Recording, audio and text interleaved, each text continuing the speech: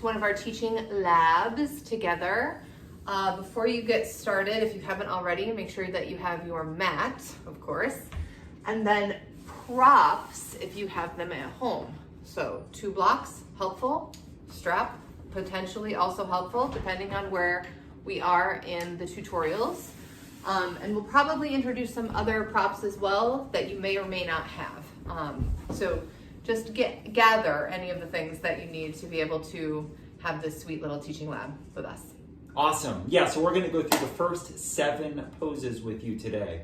We're going to do seated pose, Sukhasana. We're going to do the Sufi grind pose. We're going to teach you the cat-cow pose, child's pose, cobra pose, downward facing dog, and then standing forward bend, Uttanasana. Those 7 are the first 7 that you'll be learning in the program. So let's get started. Warm up set, let's go.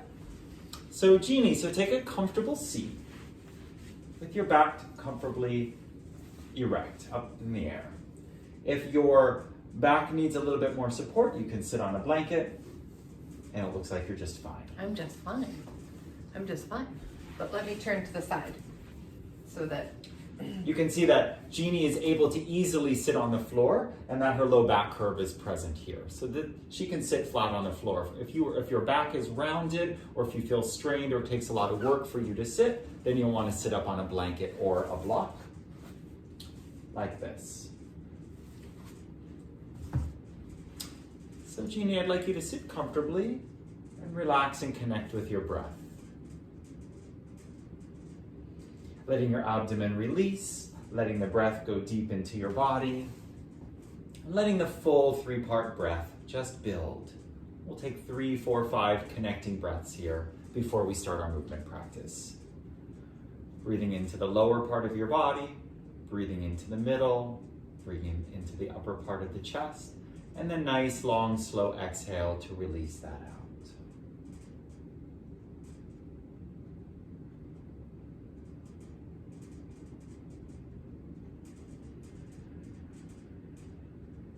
Taking a moment here to notice any thoughts or feelings that are present.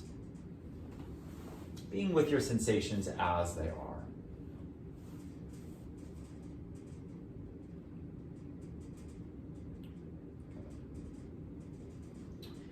From here, we'll move into the Sufi grind. So your hands can be on your legs, your shins, or the floor, and start to circle the body around, synchronizing your movements with the breath, and arching and flexing and moving your spine in a way that's comfortable.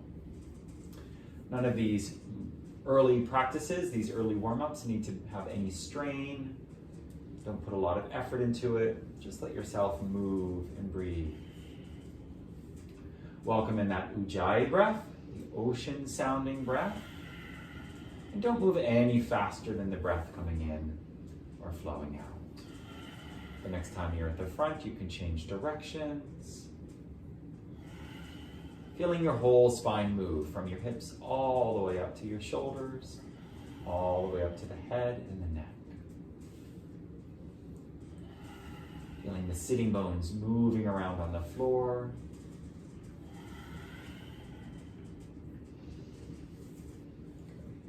Let this be the last one.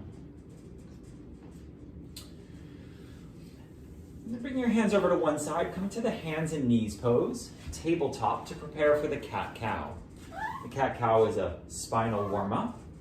As you inhale, you can lift the shoulders and the head and the hips. And as you exhale, rounding your back. Good. Inhale. Get your whole back into this. Spread out your fingers so that you have good contact with the floor. Throughout this whole warm-up, use the Ujjayi breath, lightly closing off the back of the throat so that you can hear your own breath whispering to you. If your knees are sensitive on the ground, you could bring a blanket underneath them. And if you're comfortable with the knees on the ground, just stay like you are. Let this be more about the back and the spine and less about the head. So you don't want to be moving the head more than the neck and the upper thoracic spine is moving so that your neck can be comfortable.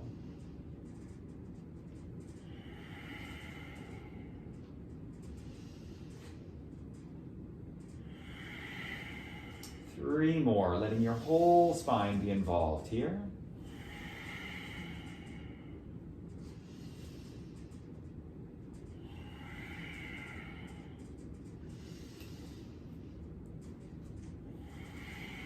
Good.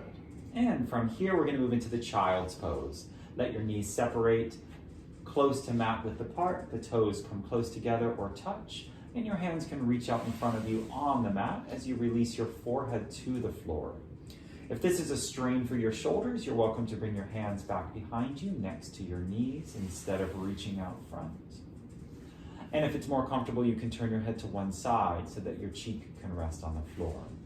If your forehead doesn't reach the ground, you want to bring a block or a blanket underneath your forehead. Letting your whole back lengthen. Letting the hips melt.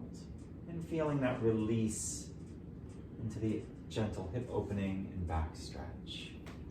Take a few deep breaths now, relaxing completely.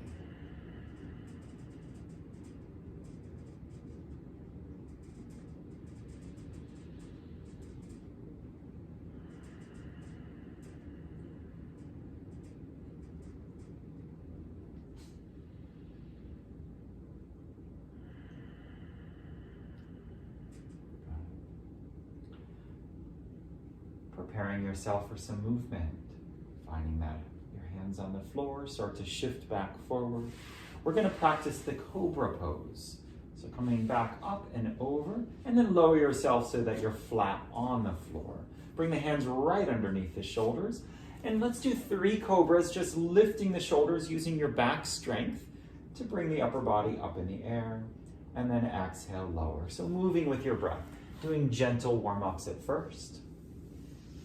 Hands are very lightly touching the floor, trying to curl the upper back up towards the ceiling.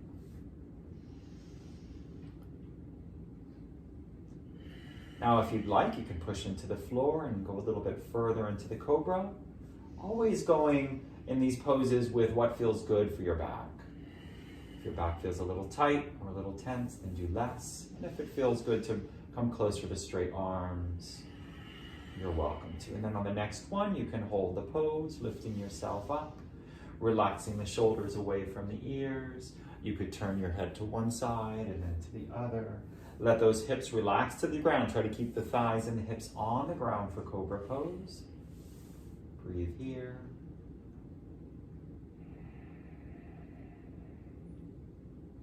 And then very slowly lower back to the floor and bring your hands, make a little pillow with your hands for your forehead or your cheek. And take a few breaths as a transition.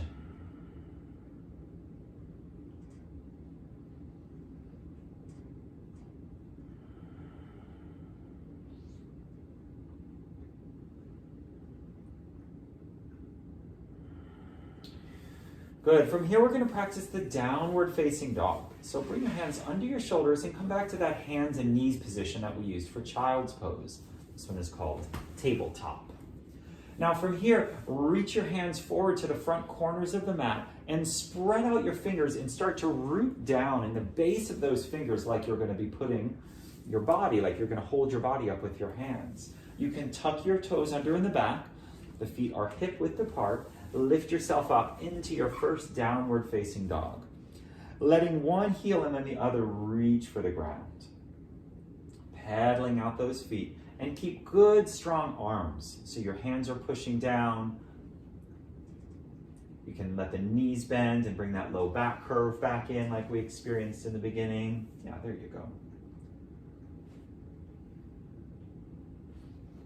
With downward facing dog, we're focusing on keeping a strong straight back, strong shoulders, and letting the heels release towards the ground, even if they don't ever reach. So it's not about trying to get the heels on the ground, it's about letting the whole back body open, lengthen, stretch, and expand. Shake your head yes and no. Your gaze is behind you. Take 3 full breaths here in the downward facing dog using the ocean breath.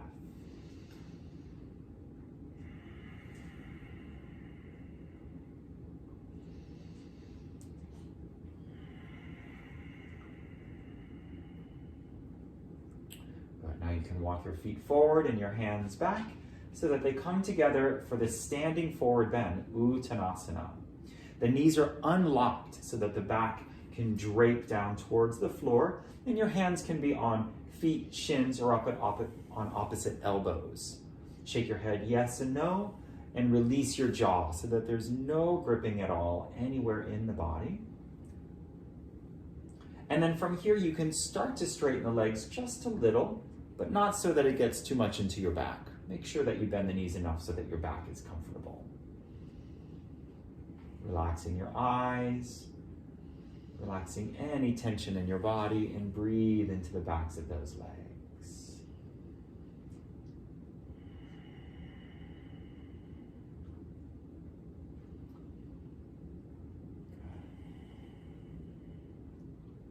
After this next breath, let your hands come back down to the floor and slowly lower yourself back down to the hands and knees pose, and then swing over to one hip and come to sit.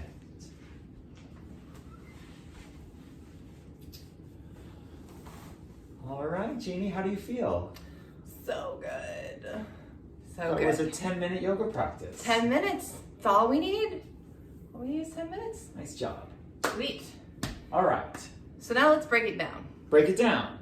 Let's break it down. So in our lab set, she's gonna do it. We're gonna go through each pose now. We're gonna talk about the modifications and the props and get into the details. Not so much about the breath, not so much as a practice, more about the modifications, different body types and how they will need to be adjusted and adapted. The intention of each pose. For those of you who have the manual, in the back of the manual, every pose has a sheet where the first sheet talks about the first third talks about the cues, and then the next one talks about modifications, and then the next section talks about the intention, the why of this pose. So as you're going through this section, you could be taking notes in that if you'd like. Yes. All right, so let's get into it. All right, let's So get into it. Sukhasana. So Sukhasana means sweet pose, right? Easy pose. Easy pose, which Easy is pose. not an easy pose for the majority of yoga And students. it's not that easy. And why is it not an easy pose? We don't sit like this. We are used to chairs. Right. We are used to couches. So sitting up with a relatively straight spine and sit bones connected to the floor is often really hard on people's low backs. Yeah. Right. So one of the first things that you can suggest is putting something underneath the sits bones. Now a block is pretty big. It's a pretty high lift. Same thing with those cushions that you often see, either bolsters, which are the long ones, or the zafus, the short round ones. So we often suggest that students just sit up on a folded blanket. Yeah. So you could take a blanket and fold it once, kind of like that, or a second time, this blanket. You could also do a little accordion fold and make a nice little bolster with the blanket. What's that like if you sit up on that? So if I sit up on this, I can lower my knees a little bit more. You'll see some students where their knees are almost up here when they're trying to sit. Right. So in order to get the knees level or lower than the hips, raising up the sits bones are going to help with that alignment. Yeah, and we're going to show you both of us doing the pose. So Jeannie's body is fairly open for this. She has hips that are externally rotated, and she's warmed up, so she could sit pretty comfortably. For me, you're going to see a very different process, where for me, sitting comfortably on the floor is a little bit more like the knees up in the air, like Jeannie was describing. Right. And so another thing before we switch people to notice when your students are in this first pose, what is happening with shoulders, right? Not only is there often a lifting in the knees, there's often a rounding in the shoulders when people sit down on the floor. So their back sticks out a little bit, weight and pressure is being collected in the center of the spine. Compression is happening in the center of the spine.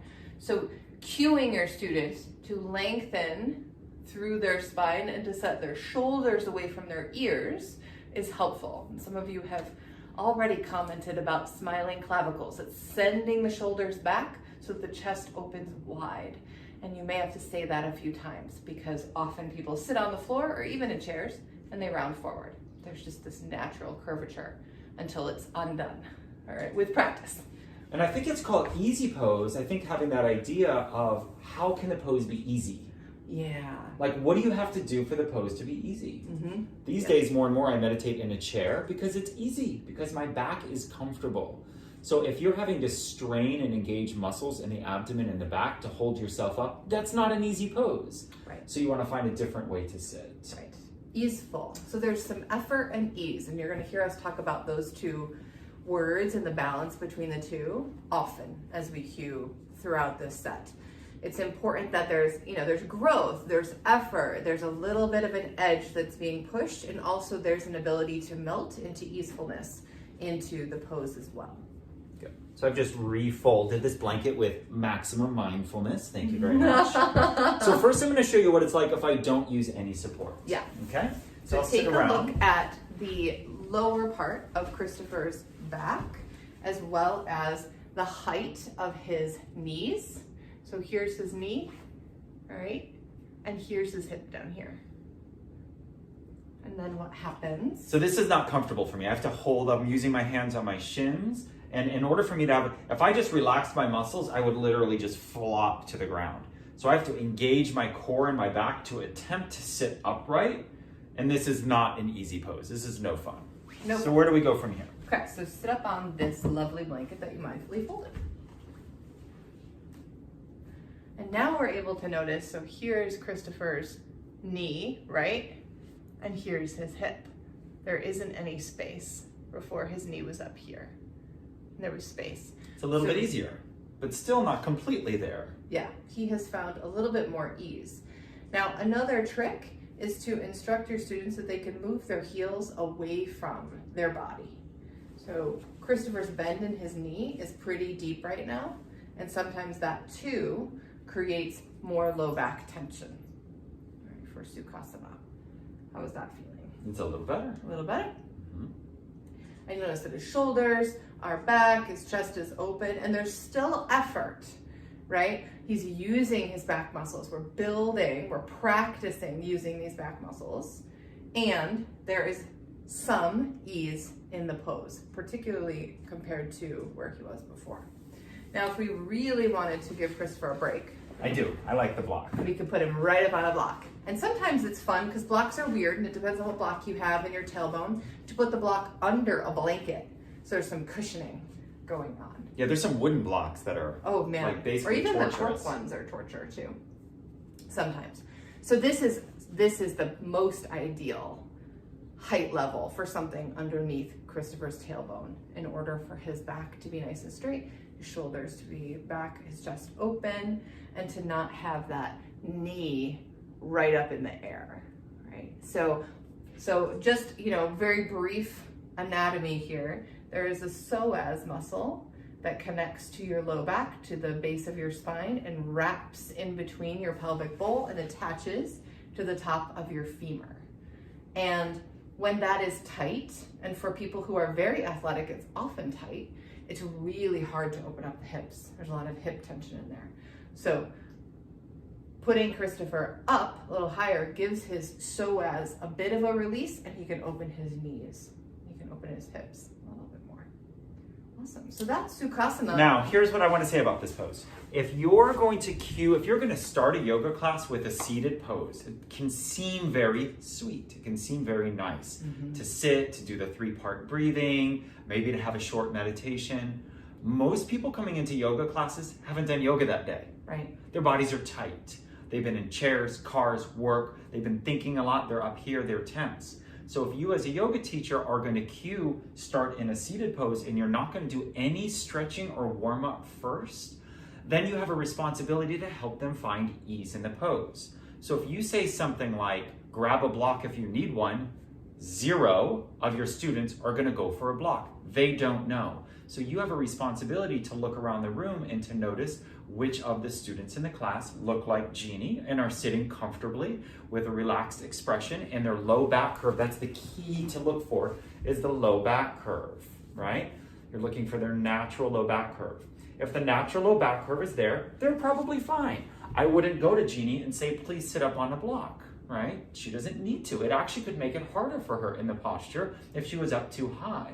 Whereas if you have somebody, tight back, tight hips, you'll see it more in men. Men almost always have a little bit more trouble, then you want to say, and you could whisper to them, you can come up and you could say, oh, here, why don't you sit up on this, and it'll be a little easier for you to sit during this breathing or during this opening meditation. Yeah, and I like to use the word comfortable. It'll be a little more comfortable. A little more comfortable. Mm-hmm. Yeah. You want to make it sound very inviting in a way that they say yes to it. Yeah. And be firm with the suggestion. Say, oh, here, this is for you. Help this. It'll help you be more comfortable. So Sukhasana. And it does begin our set. Yeah. And I got a, full disclosure, 90% of the yoga classes that I teach that are vinyasa classes, I start all the students in Shavasana. We start the class and end the class in Shavasana because lying down on the back is a more comfortable position for most people than sitting up in this pose right out of the gate. So just know that. And it's a pretty common way to start a flow class because, we can all come in and take a few deep breaths, maybe read a poem or something like that to set the environment and to drop in, and just know that it's not an easeful way. It's not the most accessible way for students to come into a yoga practice. Or you could go the other direction and you could start standing and get right into movements and leave the seated pose for the end. Right. Or you could actually have a meditation where the mind is calmer, they've dropped into their bodies, they've opened their hips, they've loosened up their back, and you could do breathing in a short meditation at the end of class. Yeah. So the whole intention of this pose of Sukhasana is to be able to come into the present. It's to begin somewhere. All right. There's not a whole lot of strengthening or stretching that's necessarily going on in this pose, and that's not the intention of the pose. You're not putting your students in this pose first thing to get them to experience hip opening. They've just arrived in class. So this is an arrival. It's an opportunity to come into the space, to create a container, and to begin class all together. Some teachers do breathing. Some teachers do oming. Some traditions chant. So it's really the whole intention, if we're looking at that worksheet of this pose, is dropping into the here and the now. You've arrived at yoga class. Let's let everything else just pause and be here now. And there really aren't any contraindications. Yeah. Because we're sitting. Yeah. And we've gone over the modifications for that. If you say, and you could give an option, if you say, come to sit, and if you'd rather lie down, people will exhaustedly lie down on the ground and make a big sigh. And then now this is the kind of student who's coming to you, and maybe the next class you say, let's all begin lying down. So you can offer that option and you'll get a read on who's showing up. Right, for sure. People are come from often a very busy time. They've been at work, they've taken care of kids or partners or friends, food's in there, people have done 1,000 things. So the intention for this pose is land. You're here, yoga class is beginning. Now yoga can begin. The only place where yoga ever happens, which is in the now. Yeah.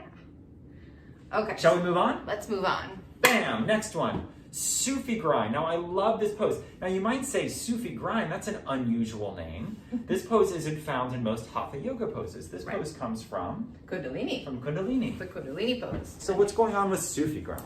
So as far as cueing, if you have started your students in Sukhasana and they're in that easy pose, sweet pose, then you don't really have to cue a whole lot beyond how they're moving their spine. And I have found that less is more in cueing Sufi grind.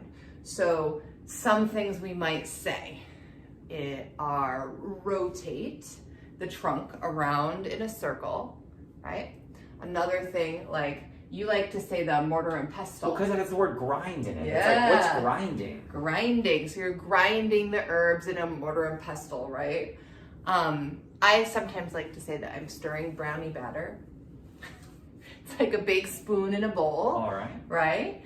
And even more importantly, because once you start doing this as a teacher, your students are going to just do this. They're just going to do it. Yeah. More importantly is allow yourself to be in the movement that feels good in your body today. So it doesn't matter what Sufi grind looks like. And then secondly would be inhale the chest forward. Exhale to round the spine back. Inhaling forward. So this is where a little bit it does overlap with vinyasa, because in a vinyasa class, we're linking breath with movement. Right. Move forward, inhale. Move back, exhale. And don't forget to change direction. Change direction. We want people to go, we want them to do it with both sides of the body, right? So we're just moving that Sufi grind around in the other direction. And you want to be gentle with the neck. You're not doing too much of moving the head. It's kind of moving with the body. You'll notice some students will only do upper body and some will do super lower body. So some will be here down stiff and they're kind of going like this. Right. And others can really get into it. So you could just watch the room and you could suggest, oh, today focus more on the lower body, letting the hips move. Or you could be moving the whole thing around in a circle. Yeah, and I just continue to instruct students time and time again to not worry about what it looks like and to go into what it feels like in the body. Right. So if it feels good to keep your neck relatively still, then do that. If it feels good to kind of tuck the chin and then lift the chin, then do that. But really encourage your students to tune into the sensations in the body, not what am I supposed to look like in this pose. And you'll know those students are in their heads because they're looking around at everybody else in the classroom. Right. Or the second that you stop doing it, they stop doing it, right? So you just want to encourage the go within. I had an amazing yoga teacher once who said, someday you'll be able to do your whole practice with your eyes closed. And I was like, no way, I'm never going to be able to do that. I have to be able to see what I'm supposed to be doing. And then one day I could do my entire practice with my eyes closed because it was about what it felt like on the inside. Yeah. So the Sufi grind. So make circles with your body, breathe. So simple. Simple cues. Simple cues. Now we do this pose, why? Why is this in here? This is a spinal warm-up and it's an energizer. So the intention is to start to get the spine to move. All right, you'll hear us say time and again that we are as young as our spines are supple, and our flexible spines lead to flexible minds, right? So thinking about just how can we get our students to move the spine in all the ways possible throughout any given yoga class. Right. So it's a powerful spinal warm-up. And the other intention is it starts to lift the energy, starts to stir the energy of the body. Gravity helps our energy pool down, right? And we're stirring it up. Like, it always makes me think of that Bob Marley song. Stirring it up. Well, I always think of Avatar. Oh, That scene in Avatar at the end, where they're all plugged in the Tree of Souls. The Tree of Souls, and then it was time for them to really come together as their clan. Yes. And they're doing this. Blue people Avatar, not Airbender Avatar. Blue people Avatar. Yeah.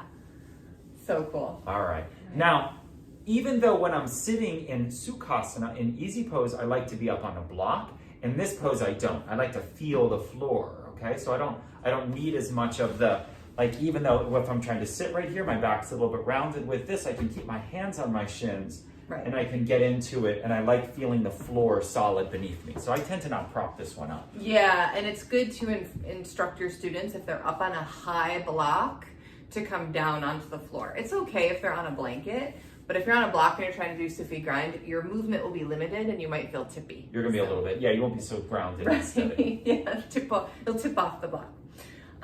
There really are not contraindications to this pose. So contraindications are, are there conditions or situations in the human body where this pose is not advised? That's a contraindication. This pose is relatively safe. If you can sit on the floor, you can do this pose. And actually, you can do Sufi grind sitting in a chair too.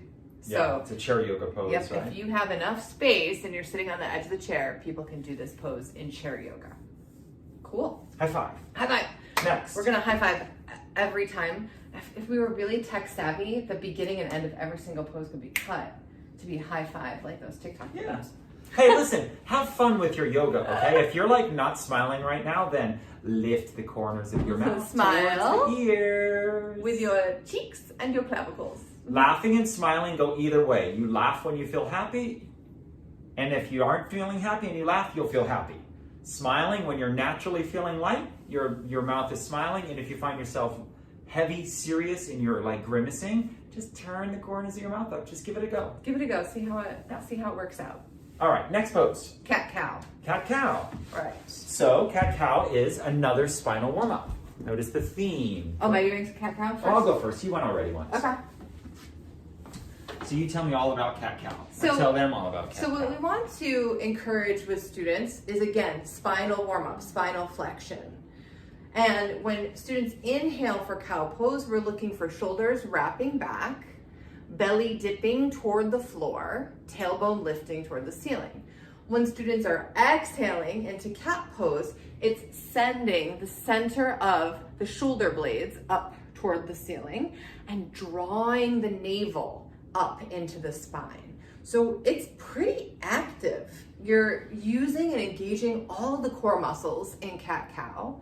You're linking your breath to your movement, and you're getting all of that beautiful spinal fluid moving around. So that is the overall intention of cat-cow. It's yet another spinal warm-up. It's also giving your body an opportunity to get used to your wrists being weight-bearing bones, and understanding if that is a comfortable place for your wrists to be or not a comfortable place for your wrists to be.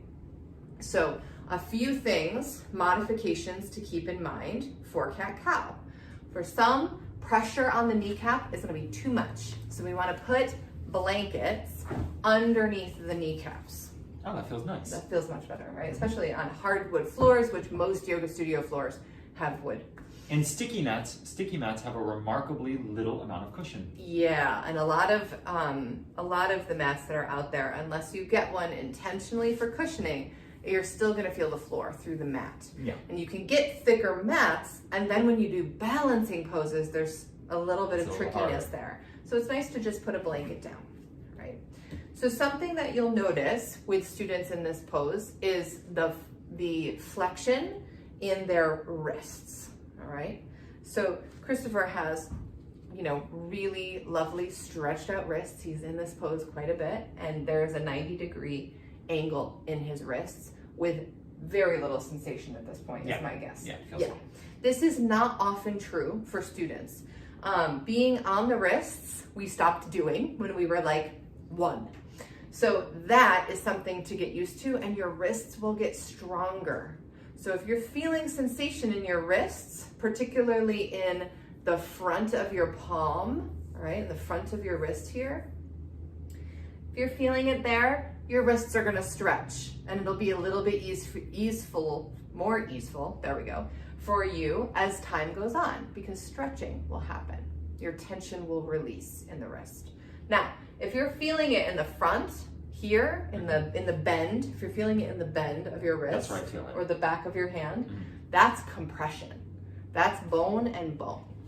And not everybody is going to have one of these fancy yoga wedges, all right? And this is a prop that we'll go over time and again, so don't worry about it right now. But you'll notice that this changes the angle of his wrist and reduces compression in that wrist joint. And if you don't have a wedge, you can roll up another mat, you can roll up a blanket, and stick it right underneath the wrist there. What if I just move my hands further forward?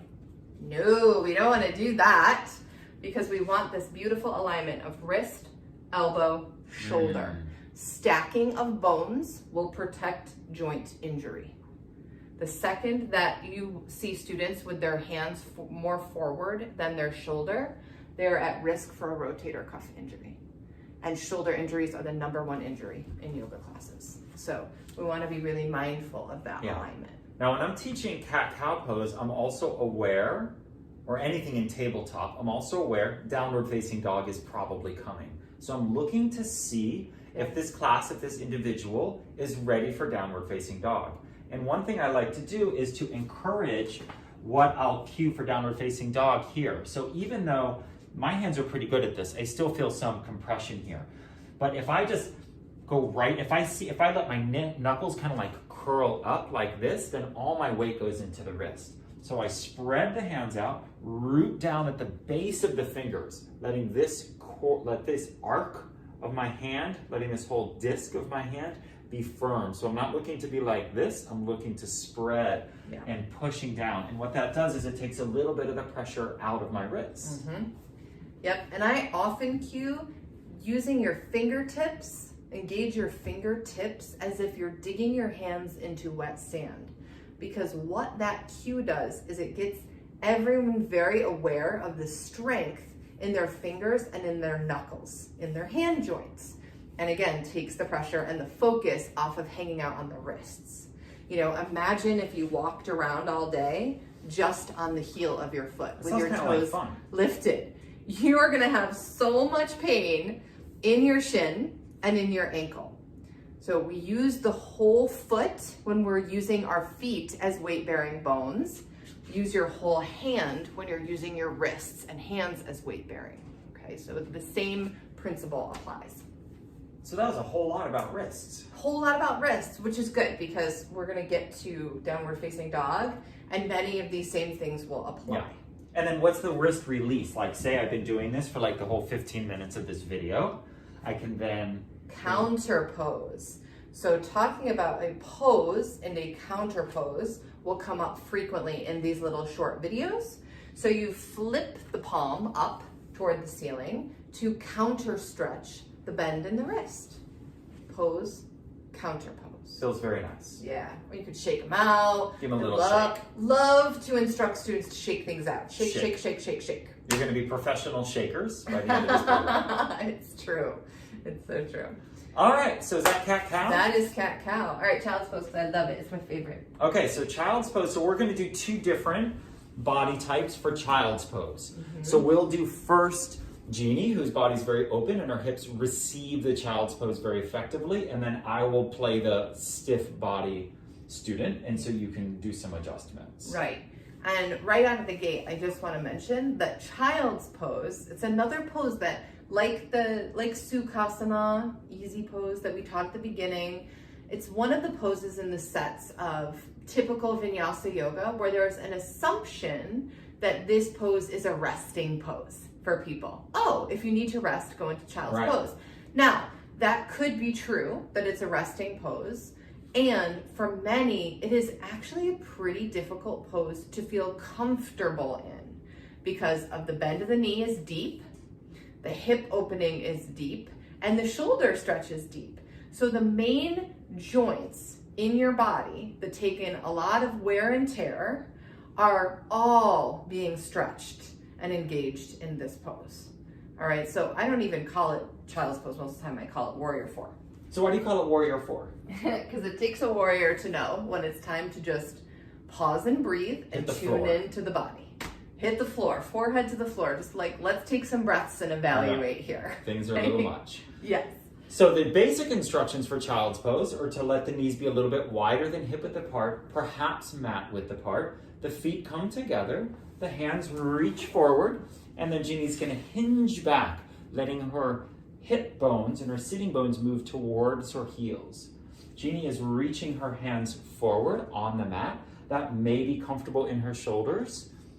For some people, it won't be very comfortable in the shoulders. So the hands can come down next to the outside of the legs, or they can thread through the knees, and you can actually bring your hands to your feet and then turn your head onto the side, onto one cheek.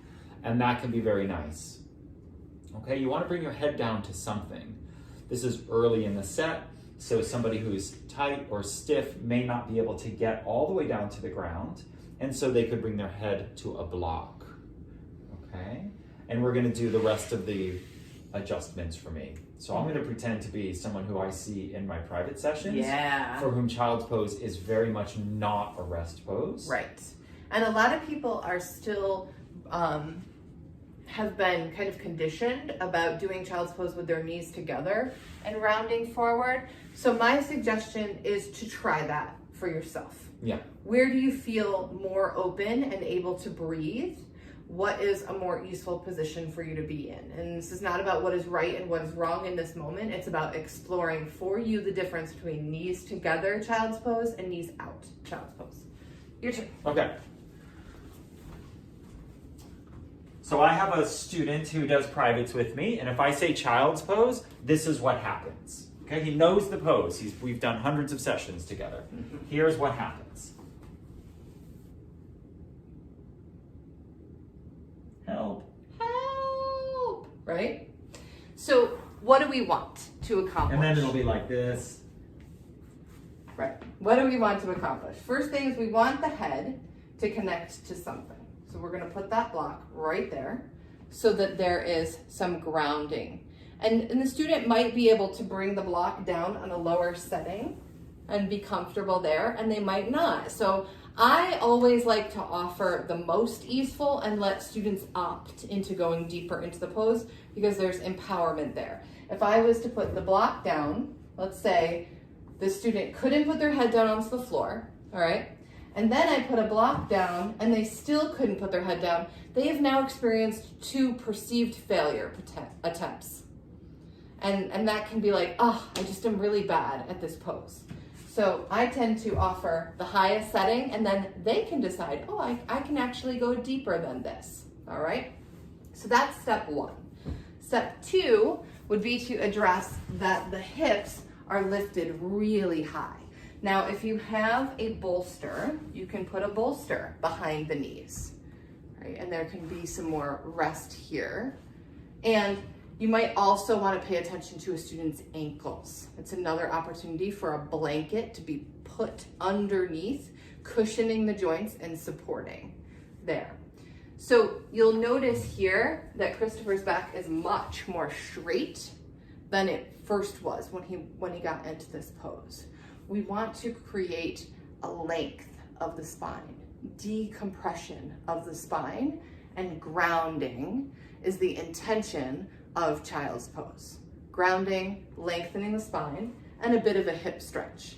Now, if your students' hips are lifted way up where they were, the slightest bit of coming back into that hip joint and stretching out the psoas is going to feel like a huge difference for them. They don't have to bring their sits bones all the way down to their heels.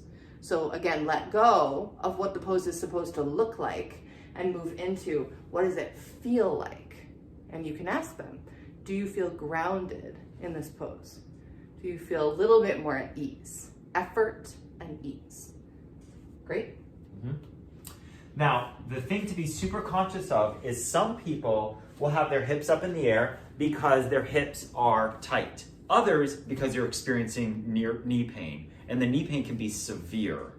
Okay, so if somebody's got problems with their knees and they're trying to go into child's pose, it can be a really bad thing. Mm-hmm. And I've seen really well-intentioned teachers come over to do that hip press. Ugh, don't do that. And the reason that their hips are up in the air are because they're experiencing knee tension. Knee tension. And possibly knee compression. It depends on what's going on in the knee. And you don't know what's going on in somebody's knee, particularly the first half a dozen times they come to your yoga class. So it could be that there's tightness in the muscles around the knee. It could also be that their knees are put together in such a way, or they have had a knee replacement surgery, or they have pins in their knees, where there is literally bone on bone or bone on metal in their knee.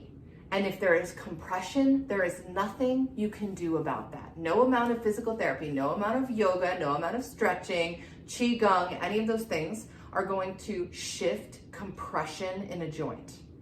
It's not going to happen. We're not changing bone structure or artificial pieces that have been put in. So in that scenario, I, as a yoga teacher, would instruct a student to turn around, lie down on their back, and come into a wind relieving pose. Just bring their knees up as comfortable as it is for them. Knees to chest. Yeah, knees to chest. You're not even gonna do child's pose. You're just gonna come right into this. They can play with opening up the hips or not if they want. Right.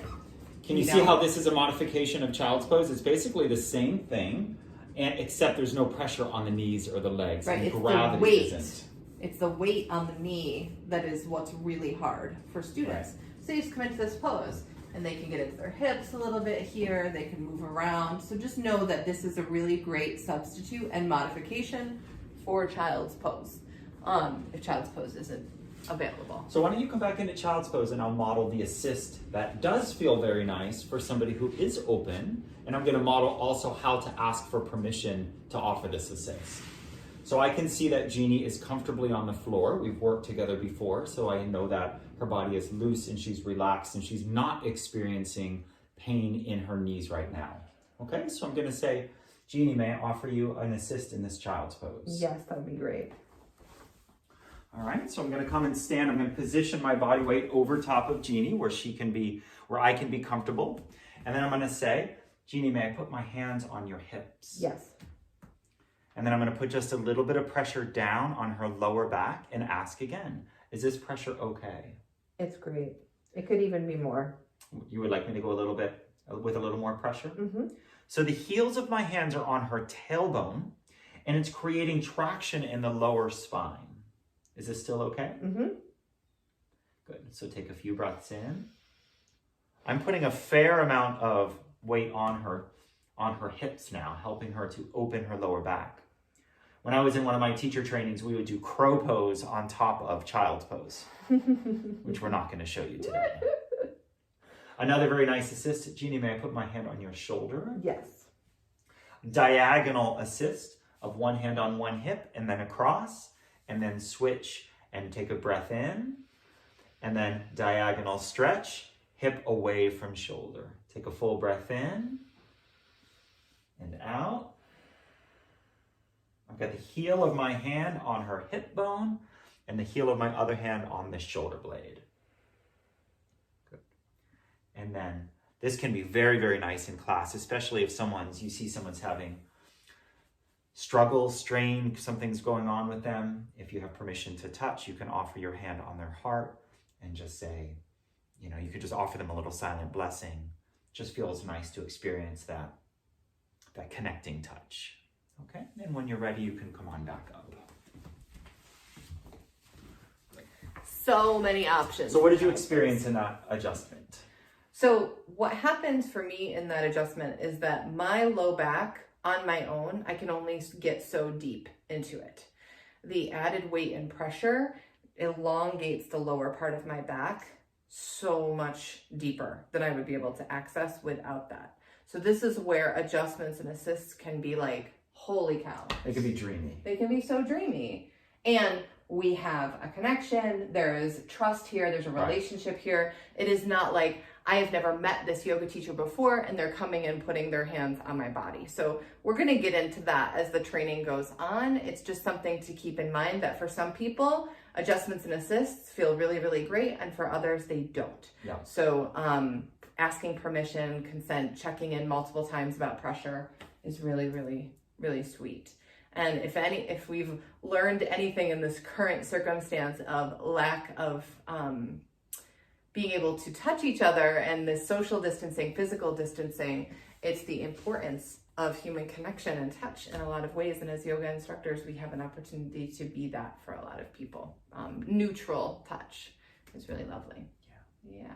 Sweet. I think that's it for child's pose. Child's pose. High five. High five. Next. Child's pose. All right. Cobra. Cobra. Now, why is this pose called Cobra pose? What an interesting name. I know, because we're snakes.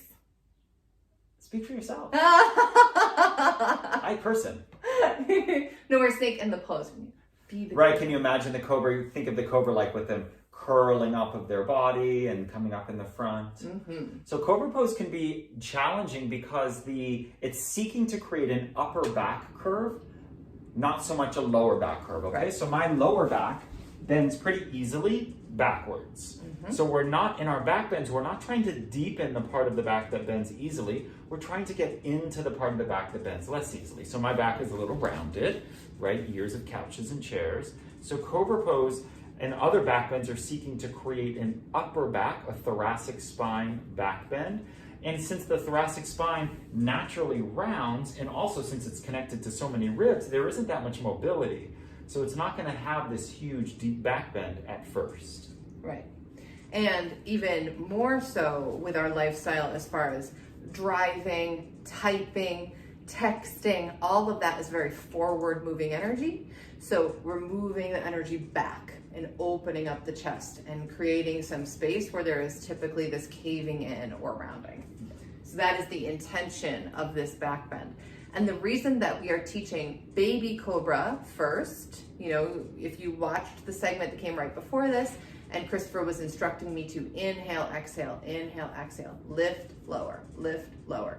It's a warming, contracted back bend.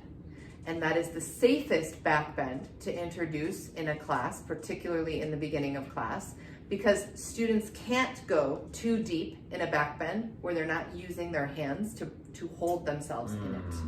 All right, so if you get into Cobra, and that makes it safer, like why would we do the contracted back bend first? you can't contract your muscles enough to over arch your back into a back bend. Your muscles will just stop. So it reduces the chance that you could injure yourself. Yes.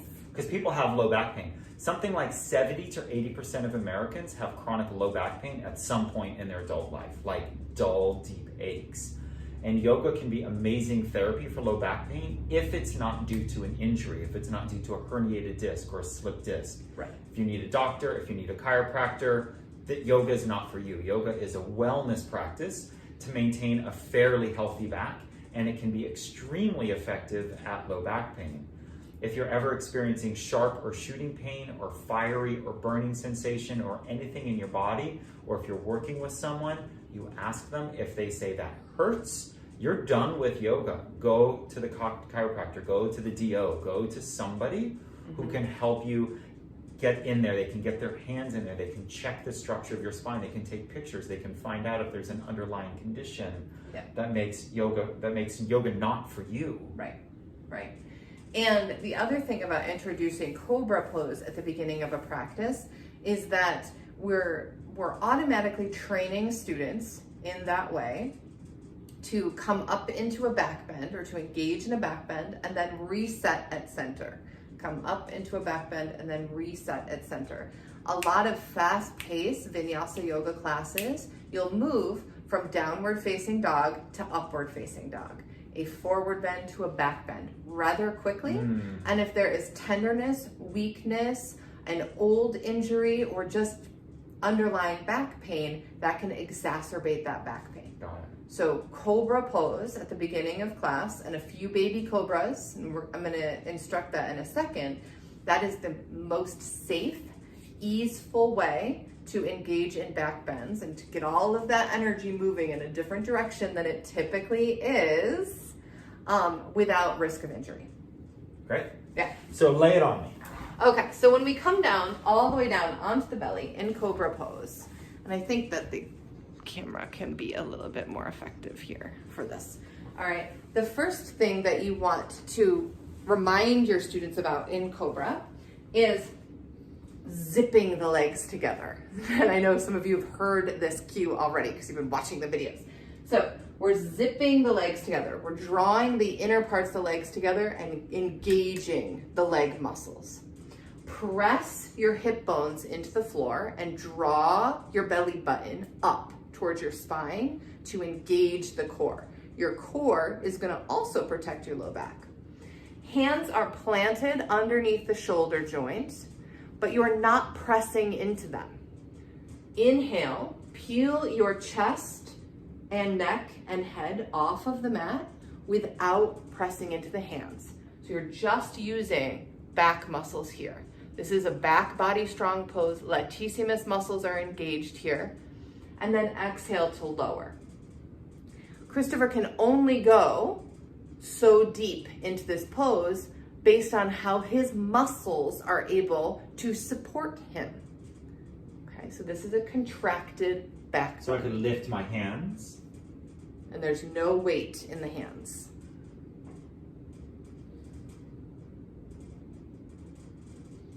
And every time there's an exhale and bringing the forehead down, we're resetting the spine at center. Your students can take a break there. They can release some of the lower muscles and then engage them all again with the lifting of the chest and finding the back bend up here. Okay.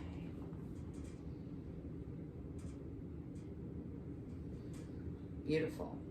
So I want to talk a little bit about contraindications beyond just back injuries and things like that.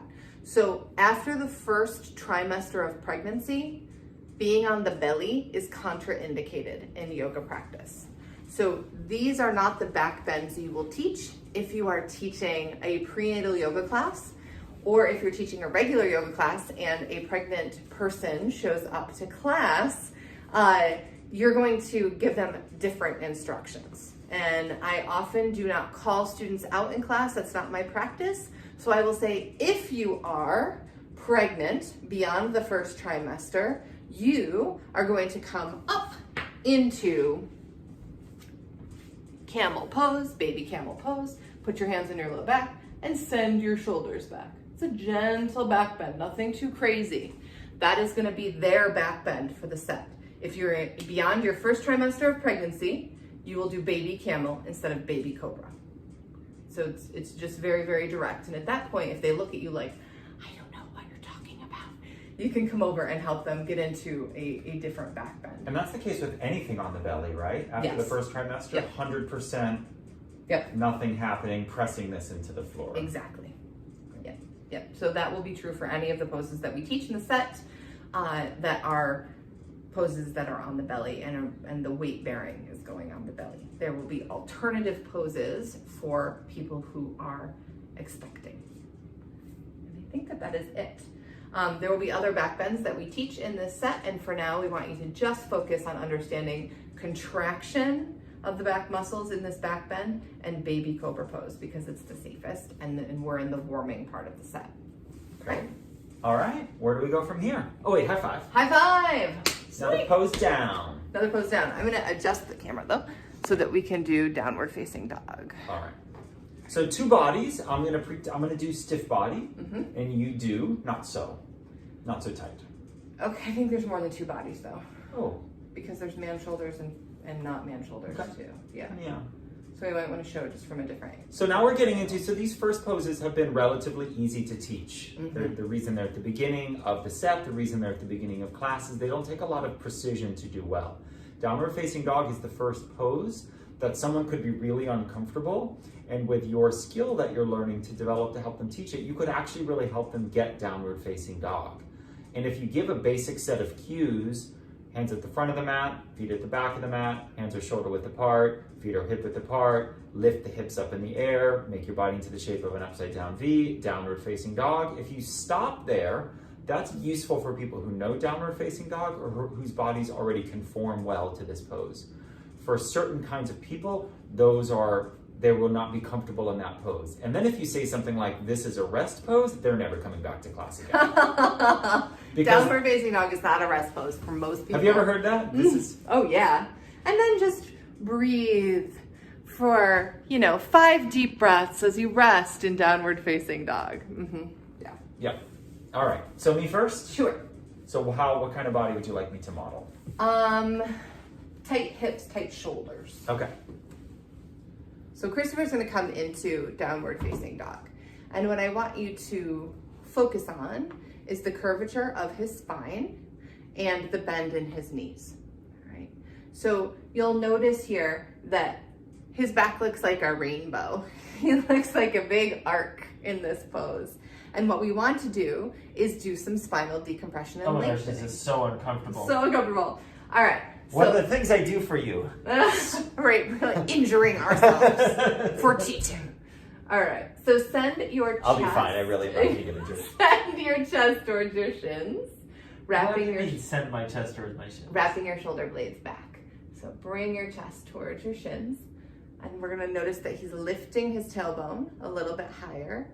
And we like to say, walk the dog, bend the knees. This takes some of the pressure out of thinking that the legs have to be straight and the back has to be straight and the shoulders have to be straight, okay? So this angle right here has shifted just by him taking some of that pressure, mental pressure, out of having his legs straight. All right, so another thing that is important to notice is what's going on with his elbows. So for Christopher, he can actually move the eyes of his elbows forward and make L shapes out of his pointer finger and thumb. And he can then send his shoulder blades to touch each other And you'll notice that I'm not actually pushing on him. He is making that adjustment. He's making that adjustment himself. Once you come down on that, you're gonna hang it out in downward facing dog. So there's so many different elements involved. And the other thing to mention is the same wrist compression that can happen in tabletop can happen in downward facing dog. So that wedge can be placed underneath the wrists here as well. And that will automatically give students a different experience in their downward facing dog. A cue, so if you come back up into down dog, another cue that's important to keep in mind here is, where is your weight in this pose? Is your weight primarily in your hands, or is your weight in your feet primarily? And can you balance the two? Can you press into the pointer finger and thumb and the knuckles, the backs of your knuckles? And can you send your heels towards the floor at the same time? Equal distribution of weight. And just that lengthened Christopher's body. As soon as you say it, there's some length happening there. And then you can come back out. So many things happening in downward facing dog. And I like to mention that there are multiple modifications for this pose. So I tell students almost in every class, if downward facing dog is not at all comfortable for you and it feels excruciating, come into tabletop. If you're recognizing that the pain and pressure is in your shoulders or in your wrists, maybe even come down into dolphin pose. You want to show them what dolphin pose looks like? Because it's a good option. Now, do you do it like this or like this? I do it with hands interlaced, just to keep shoulders in alignment. Okay, so now his weight is in his elbows and shoulders and feet, not hands and wrists, particularly if there's a hand or wrist injury. So you can come down out of that. For me, that's a much harder pose. Uh-huh. And it does relieve The hands pressure and from the wrists wrists. Right. So you can give students options and then let them pick. People love, it's like yoga buffet, right? People love to have the opportunity to, do I come into downward facing dog? Do I need a break from down dog? Yeah. I have one student, she is always consistently going into dolphin pose. I don't even have to cue it anymore. Yeah. It is her choice. She has a wrist injury. Right. And now if you've got older individuals, really tight bodies, and you're doing a super beginner yoga class, you may not start with downward facing dog. You might start with a right angle pose using the wall or a table. Mm-hmm. So putting my hands on this table and walking my feet away gives me the same right angle, starts to stretch out my hips and the back of my legs, nothing going on at all in here. Yep. So you can progressively help them get into this pose. Mm-hmm. That pose is wonderful, especially if you have a desk job. You could get up from your chair, put your hands on your desk, walk the hips away, make that right angle. Yep. With your legs and your back. It feels very, very nice. It stretches the hamstring, stretches your back, and then go to the water cooler or get a cup of coffee or whatever you're going to do. Yeah. So can I show them you downward dog? Yep. So Jeannie has a more open body, and so her downward dog, so let me give you the cues here. Why don't you bring your knees back down and I'll build it progressively. So your hands are underneath the shoulders to start. So she's starting in tabletop. Walk your hands forward, spread the fingers apart, press all the roots of your fingers down into the floor. Right away, turn those eyes of the elbows forward. Tuck the toes under in the back, feet are hip width apart. You can lift the hips up in the air as you release the heels to the ground. Okay, you can pedal out one foot and then the other. Now, some people who have a lot of flexibility and do a lot of downward facing dog start to bring this into kind of a back bend. So why don't you show an exaggerated. So now she's moving, you can see this curve of her back is no longer straight, it's beyond, it's the opposite of mine, whereas mine bowed the other way, she's bowing this way. This is not so healthy on the shoulders. So I would say come back. I could put my hand there and say bring your back into my hand, breathe here, and help her find straight. She can't see her back. So she may not be aware that there isn't a straight line from the wrist to the hip. And that's what I'm looking for as much as possible, is this line to be pretty straight. From there, the heels can release to the ground. If they're tight, an excellent cue is to bend the knees, let the chest come a little bit closer to the thighs, And then slowly straighten the legs. Rolling the inner thighs back, lifting that tailbone up into the air. Shake your head yes and no. Strong arms, strong back. Release the heels. Breathe. Good. And you can bring your knees back down to the ground. Downward facing dog. Yeah. This one's complicated. You could study this one quite a bit. Okay? And we're going to share so much material about downward facing dog and go through it in an Asana Lab live class too. So there will be a lot of opportunities to engage and ask questions about this pose. And again, I'm going to go back to, what does this pose feel like in your body? What are you experiencing in the pose? Because that's what we can teach to the best. And then we get to branch out from there with other body types and other things that might come up for people in the pose. Here's another way of saying this. I want you to write this down. When Jeannie or Daniela says, what does it feel like? Here's what you want to remember. We're not using the body to get into poses. We're using the poses to get into the body. We're not using the body to get into the poses. That's not what the yoga's for. We're using the poses to get into the body. The living present moment is in your body right now. It's what's happening. So if it feels awkward, uncomfortable, so what? It feels awkward, uncomfortable, and learn some modifications. And you're at least feeling the sensations of the present moment, which is where your life is. So this is one of the more potent anti-anxiety side effects of yoga, is that by being in your body, by doing this intense physical work in your body, that the mind doesn't have so much time to chew over the past or the future or the imaginations or the worries or whatever it might be. It slows the mind down just a little bit. And the intention of downward facing dog, there are a couple of things to go over with that, just so you can get this into your cue sheets. One intention is the decompression of the spine, creating that length in the spine. And that is intention one. Intention two is it's a bit of an inversion. All right, a lot of times in yoga class, people think that in order to go into an inversion, you have to be able to do a handstand or a headstand or a tripod headstand. Inversions are simply when your head and your heart are below your hips. You are doing an inversion, and there are a lot of benefits to that. The one that I want you to write down first is that inversions are a direct pathway to your parasympathetic nervous system.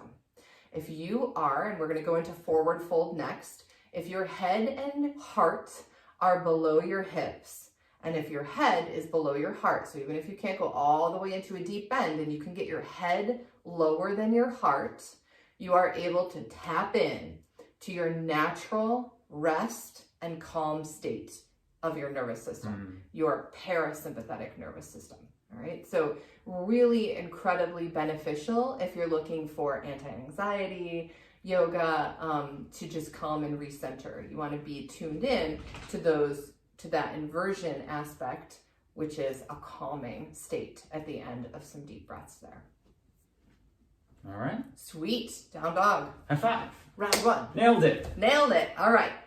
Last one, seventh pose. Uttanasana. Uttanasana. Yes. Standing forward fold. Standing forward fold. All right. All right.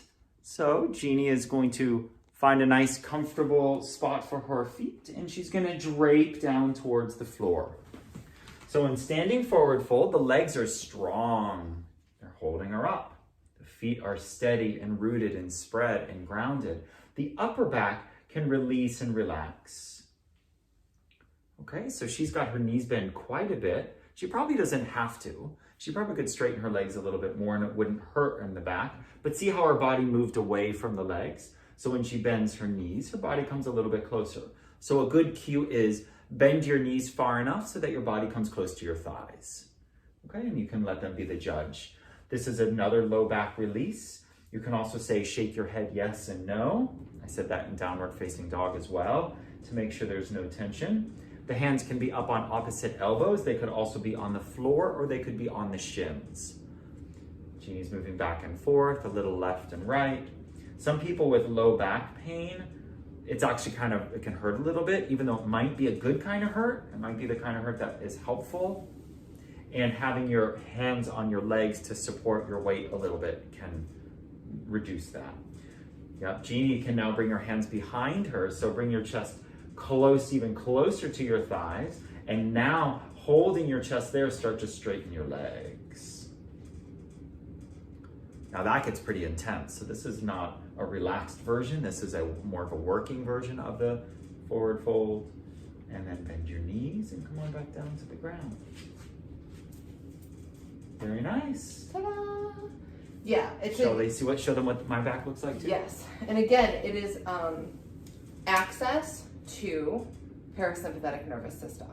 So if you're in a work environment and things are getting stressful, and you stand up from your desk and fold forward and let your head hang and your neck release and your knees bend and your low back to stretch, right?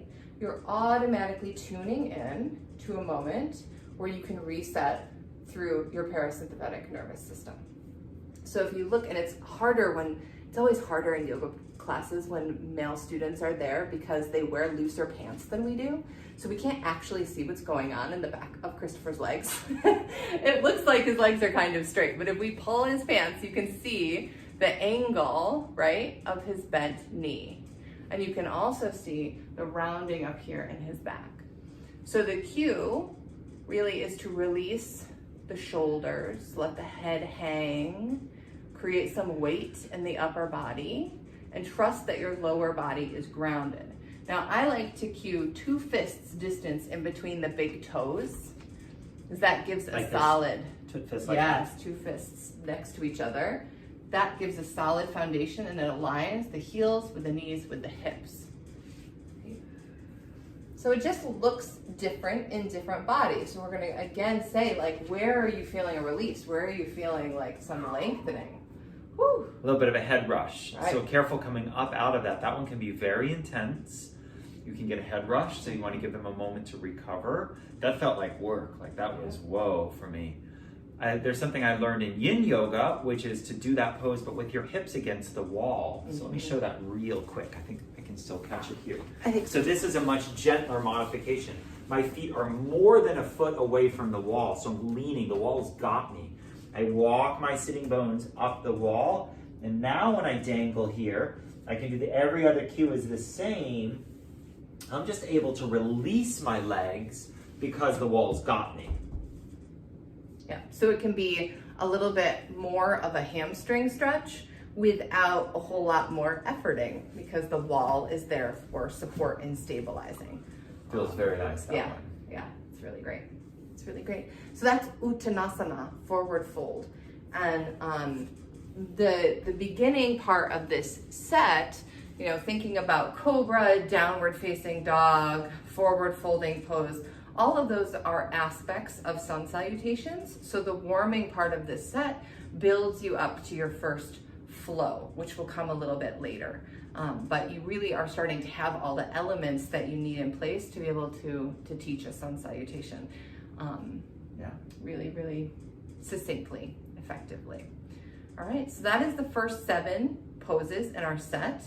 And we're gonna run through it again from start to finish. So, and you're gonna run through it too. So put down your pens and your notebooks. Yep, and just follow along with all your new awarenesses about these poses and how it feels in your body. Yeah. All right. So Jeannie's gonna teach me and I get to do the yoga. You get to I'm do the the lucky yoga. one. Okay, so let's begin in a comfortable seat, as comfortable as you possibly can get. So maybe that means coming up onto a block, or coming up onto a blanket, or even a bolster if you have one. Roll your shoulder blades back, opening up through the heart. Lengthen through the crown of your head. It's a slight tuck to the chin. And maybe close your eyes and take a nice deep, full breath in and out. And on your next inhale, send that breath all the way down into your belly. Feel your belly expand. Feel your rib cage expand. Feel your body completely full of breath. And then exhale it all out. This is the moment where you get to arrive in your yoga practice.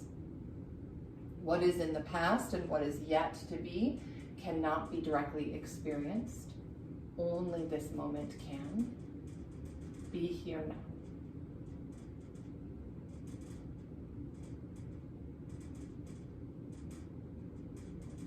And take another full breath in. And let's come down off of the block and ground those sits bones down into the mat. Place your hands on your knees, roll your shoulder blades back, and start to stir your torso around and around for Sufi grind. So we're inhaling the chest forward, we're exhaling the spine back. We're starting to stir up the lower energy in the body and move it up. It's a little bit of a churning.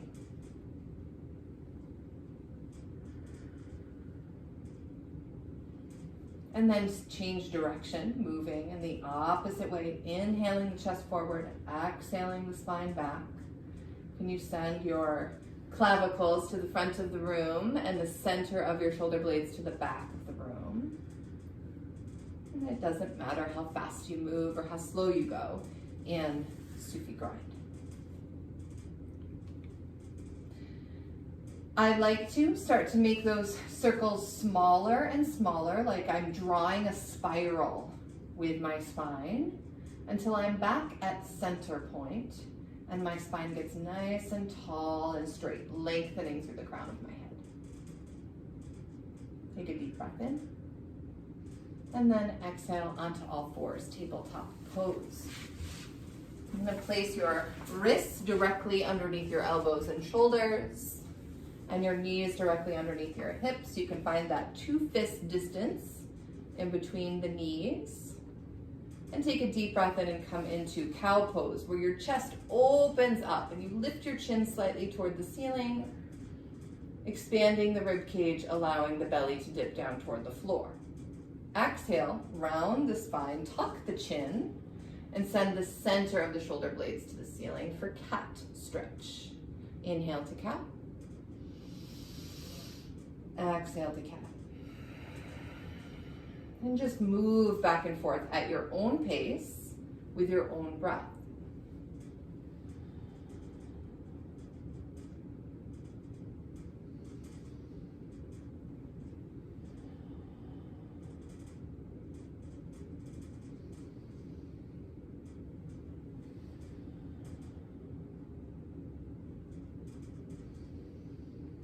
One more breath in and out, and then we'll meet in tabletop pose. Beautiful. Now, preparing for child's pose, separate your knees to a comfortable distance, maybe mat's distance apart. Sink your hips back towards your heels and stretch your fingertips forward, allowing your forehead to come down onto the floor. And release into child's pose. Feel some grounding. And if your wrists are feeling like they would like a little counter stretch, you can bring your palms together behind the back of your head. You'll also stretch out the triceps in this particular pose. And you'll get a little bit deeper into the shoulders. This may or may not be comfortable for you. And you can also nod your head side to side, massaging your forehead on the floor.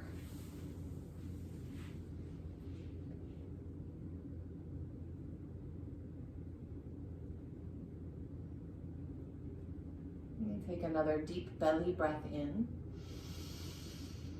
Exhale completely. Plant your hands back underneath the shoulders and press your body up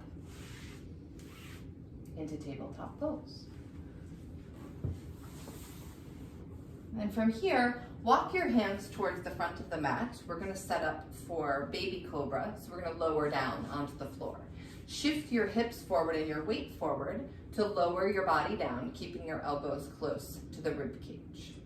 Zip your legs together, point your toes. Draw your hip bones into the floor and engage your belly button up toward the spine. Peel your head, neck, and shoulders up off of the mat, contracting the back muscles and finding that baby cobra. Exhale to lower the forehead down onto the floor Inhale to lift up into baby cobra. Just lifting and lowering with your breath, starting to build up the strength in the low back.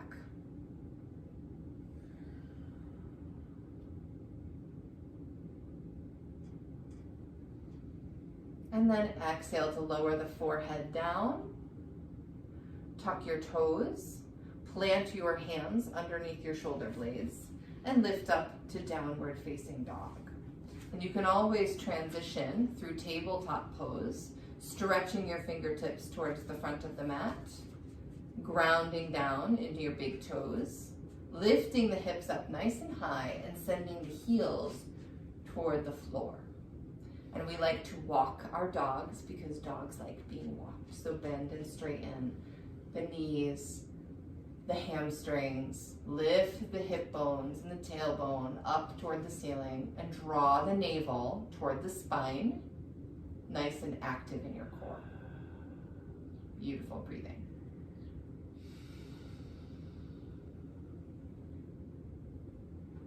Take 2 more breaths in your downward facing dog. Remembering to send the chest towards the shins, to roll the shoulder blades back, and to reach that tailbone up toward the ceiling.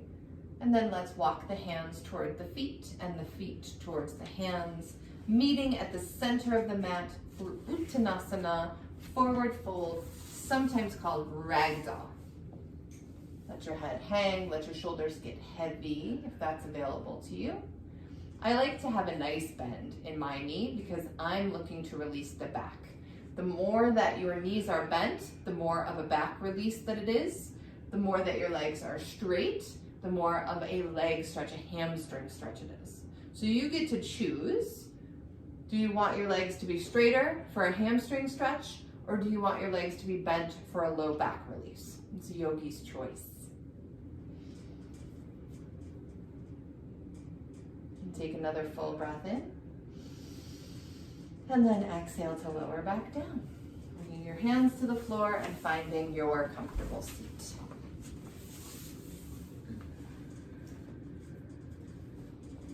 How do you feel? Very nice. So quick. For me, Quick my little comfortable reset. seat is this pose. Will you name this pose? Rock pose. So rock pose is where you're sitting with your knees bent and your heels underneath your sits bones. And for a lot of people, this is also not a comfortable pose. So you get to give your students choices in all of these positions. I can do either. I can sit in rock pose for a really long time. It looks a little different than Christopher's rock pose. And my feet are actually quite flat and folded underneath my sits bones. For some people, rock pose is only accessible if their toes are tucked and they're sitting up on their heels. So there's only so long that they can do this. It's a foot stretch. That's called toes pose in yin. Toes pose, right? And my feet get pretty flattened when I curl them underneath me to sit in rock pose. This pose is like cilantro. Yes! You either love it or you hate it. or you hate You it. hate it. I could sit in this pose for a long time. Eventually my feet will go numb. So what? And for some people, they can sit up on a block in rock pose. So it takes some of the weight and pressure off of the knees. And it's going to depend on what your sacrum experience is, and if sitting with pressure on your sacrum is comfortable or not. Pelvic floor, pubic bone, all of those kind of things are potentially a place of discomfort, or you feel rather easeful. You can also straddle a bolster, which is a little gentler than a block. So finding comfortable seats is a really great thing to explore for yourself first, and then to be able to talk to your students about it. Yeah. I have a lot at this point in my practice of comfortable positions I can sit in on the floor, and it takes a while to get there. So she's showing another one right now, okay? So you've got 3 so far. The first one we did in the beginning, easy sit, Sukhasana. The feet are underneath the knees, right? The feet are underneath the knees. Even bring the feet as far forward out as possible. The second one we just spoke about, rock pose. I've also heard this one called thunderbolt pose. Oh yeah, thunderbolt. I love. Of course. This one, this is my meditation pose. I could do pranayams here. I could sit like this. I would put a block under my hips if I was going to be here for more than about 5 minutes. This is very nice for me. And then Jeannie just showed Siddhasana, where the knees are wide apart, the feet are in front of each other, and the low back curve is there. So her knees are on or near the ground. Is this very comfortable for you? Mm-hmm. I like to sit in Siddhasana if I'm elevated, if my hips are just the right height. If I go too high, it doesn't work. Too low, it doesn't work. It's like Goldilocks in the... Right. Is it porridge too hot? Porridge too hot, too cold, too hard, too soft. So every seated pose has that little bit of nuance. Mm-hmm. Now, one thing that's interesting about this pose, and I wonder if you do this, do you switch your feet or do you have a habitual way? I have a habitual way. So I can intentionally switch my feet now, but that took a lot of practice to be able to do this pose with both feet in front. And I still, if I'm not intentional about it, I'll always bring my right foot in closer than my left foot.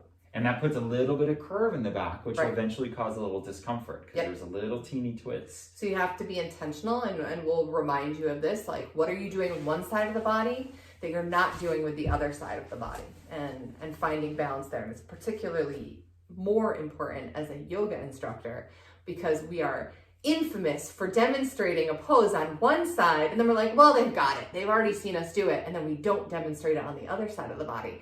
So you want to make sure that you're creating balance in the body as you are demonstrating poses as the teacher. All right. All right. Thank you, everyone. Thank you, everyone. First 7 poses. First 7 poses. You totally got this. And we're so psyched. Bye. Bye.